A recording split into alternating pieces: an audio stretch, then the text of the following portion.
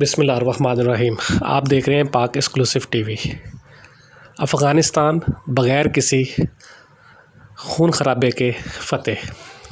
افغانستان کے صدر اشرف غنی ملک چھوڑ کر چلے گئے۔ طالبان نے پورے افغانستان کا کنٹرول سنبھال لیا اور عام معافی کا اعلان کیا۔ کسی قسم کی کوئی خون ریزی نہیں ہوئی۔ کل جب رات کو طالبان کابل میں داخل ہوئے تو بازار اور دکانیں کھلی ہوئی تھی اور رام سکون سے وہ آئے، کسی قسم کی مداخلت نہیں ہوئی۔ اور ابھی تازہ ترین یہ ہے کہ مختلف حادثات میں جو لوگ طیاروں سے لٹک کر جانے کی کوشش کر رہے تھے ملک سے باہر، ان میں سے کچھ افراد ہلاک ہوئے ہیں، لیکن طالبان کے ہاتھوں کسی قسم کی کوئی ہلاکت نہیں ہوئی اور انہوں نے پرامن انداز سے پورے افغانستان کا کنٹرول سنبھال لیا ہے اور اپنی حکومت قائم کر لی ہے۔